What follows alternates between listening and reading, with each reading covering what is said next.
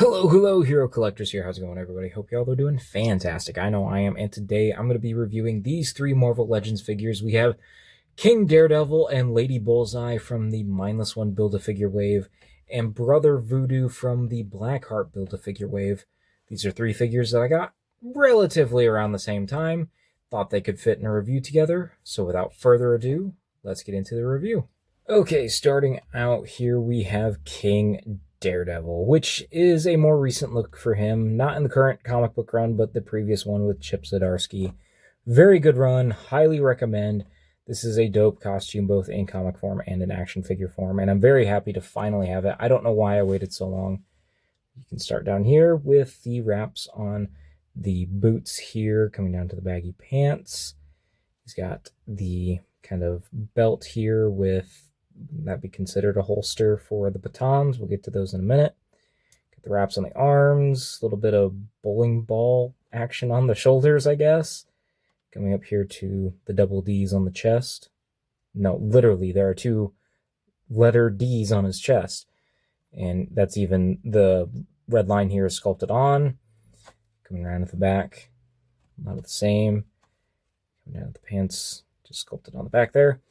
Coming up to the head and neck, I've got a few problems here. I wish this bandana wasn't sculpted into the torso. It literally is just molded into a slot, and you can see the torso is even, kind of wrinkled. That's the word I was looking for. So I wish that wasn't the case, so you could remove that and maybe put in a swappable hood or something like that. And then up here at the beard, it is a nice looking beard, but I do wish it had a little bit of paint shading. It looks kind of flat just on this figure. I'm not always one that needs, paint detail, extra paint shading or a wash, but I don't think I would have minded it here. But the rest of the helmet does look pretty good. Come around to the back, it's got more hair sticking out. Overall, I think it looks pretty good. Just, a few minor issues up in here. So, as you can see, he comes with a set of grip hands. He does not come with any other hands in this package. You can use the Fist Ninja fisted hands on this figure. I don't have those, on hand at the moment, but I did just recently get the Fist Ninja. So it is an option if you have that other figure. But just as this figure stands, he does not come with those. So the rest of the accessories are a set of batons like I mentioned earlier, and these are ones we have seen before. They can plug into each other like so, and you can have a little bit bigger baton, and they can store into that little sheath here. Not holster, sheath, that's the better word. Right there, and it works just fine. And then his other weapon is this kind of double-bladed spear thingy. I don't know if it has a proper name, but it's cool. He holds it pretty well, and it's got some nice paint apps with the silver, and you got the red bit there. This does not separate, even though it looks like it does there in the middle. But yeah, still a solid weapon. I enjoyed using this with him. So getting into the articulation, so the head is on a ball at the top, and I think there's a ball down at the base of the neck, but you can't get much range going down just because of the beard and the bandana. Another reason why I wish the bandana was removable. And then going up, you can't get a lot of range because of the hair at the back. You can't. Ooh, I was actually folding up the mask. Did not know that could happen. It does get some tilting, and of course, you can look side to side. And then the shoulders go up that far. Do a full 360, bicep swivel, double jointed pinless. Elbows go all the way. Hands hinge. Oh, come on. Down and up. It's got a torso crunch. Got that far. Back that far. Waist swivel can be hidden by this belt, which is a free floating piece. Hips go out that far. Can't kick forward that much. And then he's got a thigh swivel. Double jointed pinless legs that do look a little wonky. I understand why people don't like this style of legs. I really do understand it. It doesn't bother me too much. It doesn't look too bad. No boot swivel, but then the ankles do go down. They do go up, and he does have ankle pivot. So what are my final thoughts on this King Daredevil figure? So King Daredevil is a look that I was wanting. I was not keeping up, but I did get caught up on the Chip Zdarsky run. I started reading it a little bit, or quite a bit into it past Devil's Reign, and then I got caught up before the ending, and so I was reading it as it was happening, this whole King Daredevil arc. So I do really like this costume. I like the context around it, and to see it in action figure form is awesome, but it left a few little, let's just say, quirks that I wish they could have done a little better. I've already talked about the bandana, the wash on the beard. I would have liked to have seen some extra hands, but the fact that I can use the Fist Ninja hands, it's not as big of a deal. I was still able to get all the poses I wanted with just what he had. I like the spear. The baggy pants are, it doesn't really bother me too much, but I understand if it does bother you. It's just got a few little things that could be better, but I still think it's a solid Daredevil figure.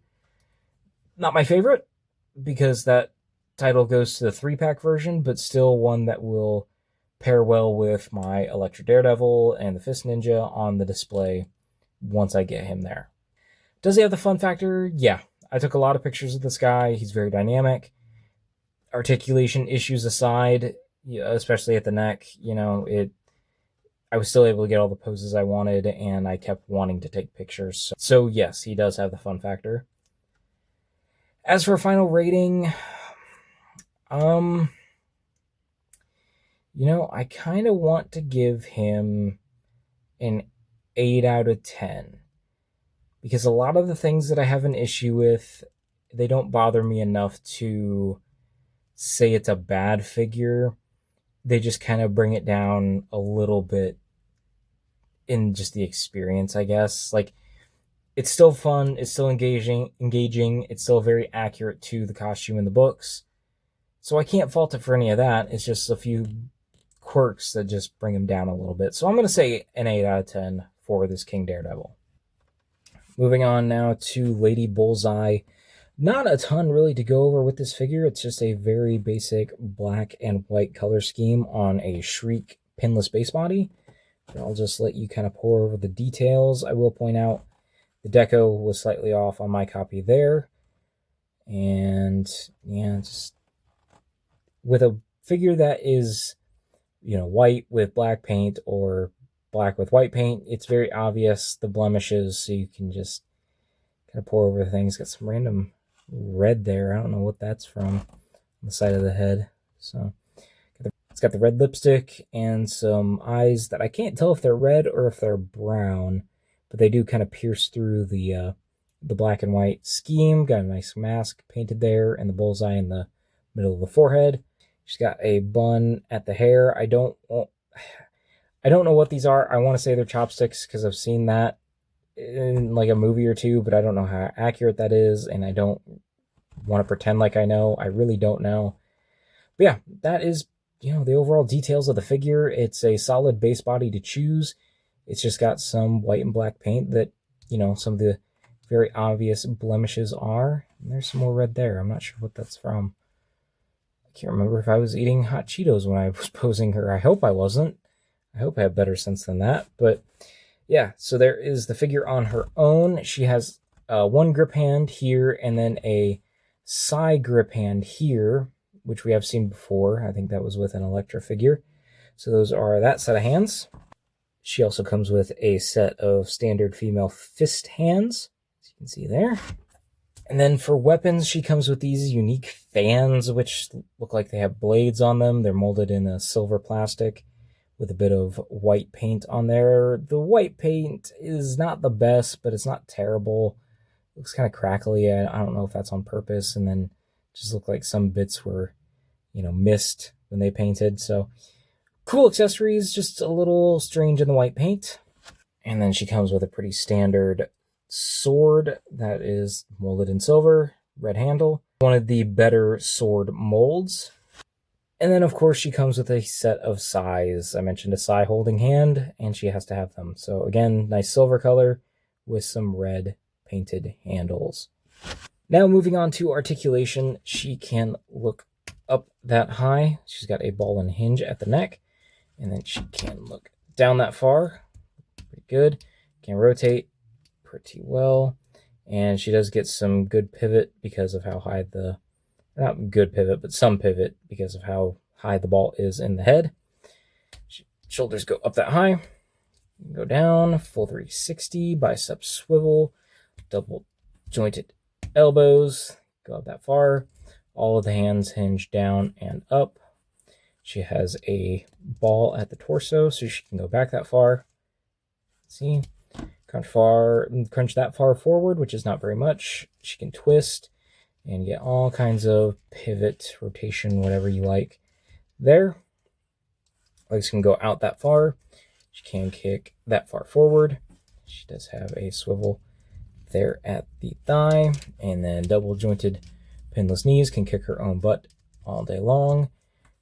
Feet can go down, they can go up, and she's got ankle pivot. So what are my final thoughts on Lady Bullseye?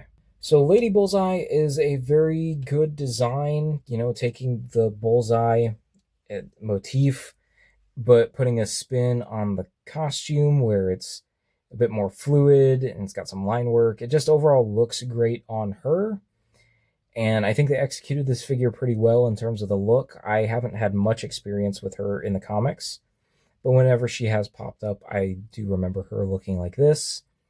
I think all the accessories are excellent. You know, I don't really know what else they could have packed in with her. We got the fans, we got the swords, we got the size, grip hands for them, plus fists. It's a pretty good package. My only real complaints are the couple of misses on the deco and the fact that it's a white figure, so it kind of attracts, you know, some scuffage and dirt and whatnot. So that's a big, not big negative, but a negative in my eyes. And then just overall, because I haven't had a whole lot of experience with Lady Bullseye, I haven't been as inclined to buy her. So that's why it took me so long to get her. And that's not really a fault of the figure, that's more a fault of me, but it did make me less enthused to get her, I suppose. But I am happy to have her now. Does she have the fun factor? I would say yes. She comes with a lot of accessories. It's a well-articulated body. Could she have had more articulation? Sure. But I still think it's a solid body choice for the character. Then for a final rating, I want to give her an 8 out of 10 as well. Maybe not the most popular character, but as a figure on its own, can stand up against some others and comes with great accessories that make her very engaging. Last but certainly not least, we have Brother Voodoo or Dr. Voodoo. This is his Sorcerer Supreme look. That's why he has the Cloak of Levitation on him, as you can see. Now, a lot of this is reuse. I believe the cloak is new, and the head is slightly modified, but it's all, you know, pinless version of the Spider UK buck. You know, these bracelets have been used before. I want to say this belt has been used before. I know this one for sure has. It was on the last Brother Voodoo figure. The head is modified slightly. I think there's some hair that was changed. You know, a lot of the same, but a little bit of new. If you look at the face, he actually has some different color eyes. He's got heterochromia. And then, you know, he's got the white paint for the skull with a symbol on the forehead. The white paint here at the torso. A little splotchy there in the center, but I don't mind that for Brother Voodoo. I think it works kind of with the aesthetic here. A couple green belts with some skulls on his belts. It's a little strange, but I'll go with it. No, it's not strange. It's Voodoo. Strange is the other guy. But he's got some paint, white paint continuing down to the legs. Belt's still there. Of course, going to the back, you can see that the cape is pegged in. It is a little finicky to actually get pegged in if you decide to remove it, so I don't recommend doing that, but if you want to put on a different cape, that is an option. It's not, you know, glued into the figure at all. Going into the accessories, you can see he has a set of trigger finger hands, which I know some people have been upset about, that they're not just straight up grip hands. I don't mind it because they can still work fine as grip hands, but maybe just some standard grip hands would have been better. These hinge side to side. Other hand options, we have a kind of grip / open kind of clawing at you hand, and then a fist for the side. These don't get a matching set, I should say. It's just individual hands per arm. And we get some pretty standard Marvel Legends magic effects that we see on a lot of figures. They can be used as energy effects, but they are done here in a nice purple color. Don't mind this, but I would like to see more varied magic effects in the future. Then lastly, we have his staff, which we have seen before. This is cast in a translucent purple color with a little bit of brown paint there at the bottom of the stick and nothing else really as you go up it. In past figures, they have kind of given it some, not exactly a wash, but some other paint detail just to kind of bring out more of the sculpt. I still think this is fine, although I do think they may have pulled it off better in previous figures. With all that gone over, let's go over the articulation. So the hair is going to kind of hinder it. You gotta really work there with the neck. So you can look up that high. It looks a little awkward, but there's that. Can bury the chin looking down pretty far. It's on a ball and hinge at the neck, so you can look side to side as well. Some good pivoting, just because of where the ball is placed on the head. Now the cape is molded in this shape, so it is going to restrict some articulation, especially here on this left side. So you're not going to get the arm going up very high. On this side, you can get it up, oops, a bit higher there. So restrictive. It's got a bicep swivel, double jointed pinless elbows, and hands hinge side to side. The other hands do hinge up and down. It's got torso crunch that can go that far forward, that far back. It does have a waist swivel hidden by the belt. Legs can go out that far, not very far, really. Can kick forward that much, and has a thigh swivel, double jointed pinless knees. Oh no, they're not going to be able to kick his own butt. And then the boot swivel, whoops, down there as I'm rotating the thigh swivel there, boot swivel. Ankles go down, they go up quite a bit, and he does have ankle pivots. So what are my final thoughts on Dr. Voodoo here? So Dr. Voodoo is an update that I didn't necessarily need, but I'm fine to have it. I have the previous Dormammu Build-A-Figure Wave Brother Voodoo, and I didn't feel like I needed 2 Brother Voodoos in the collection, but I'm not against it. I have a spot for the second one, so I can make it work. It wasn't the most necessary of releases for me. The cape being molded in this way, restricting articulation, because I can be a bit of an articulation snob. It does bother me, but it's not the worst thing in the world. You can work around it to a certain extent. I would just say that the biggest hindrance, I guess, for me is magic. We need more varied magic effects, and I guess that was my biggest hang-up when taking pictures, is I just didn't feel nearly as engaged with what we had. I do hope that Legends start to give us more varied effects. I know they have given us, some where stuff's attached to the hands, but I would just like to see, I don't know, something else, something more, I don't know. I really don't know exactly what I'm going for here, but just more different magic effects. Does he have the fun factor? No, but that might also be on me. I usually struggle with characters who are floating, flying, using magic. I can't always really find that fun factor. So if you're more engaged to magic and sorcery, you will most likely have a better time than I did with this figure. Not that it's a bad figure. I just had a harder time finding the magic, as it were. And for a final rating, I'm going to have to give him a 7 out of 10. Not my most needed figure. A solid upgrade with some good paint apps. I just wish there was a bit more new to him. Alright, and that was my review of these 3 Marvel Legends figures. We have Dr. Voodoo from the Blackheart Build-A-Figure Wave, and then we have Lady Bullseye and King Daredevil from the Mindless One Build-A-Figure Wave. Let me know down in the comments below, do you have these figures? Do you agree with my thoughts on them? What are your thoughts on them? If you don't have these figures, what are your thoughts on them? Let me know all the things. Make sure you are subscribed to the channel, because I have all kinds of reviews and unboxings and display updates, things constantly happening here. So make sure you're subscribed, and make sure you are liking the video, and I will talk to you all in another video, another post, another time.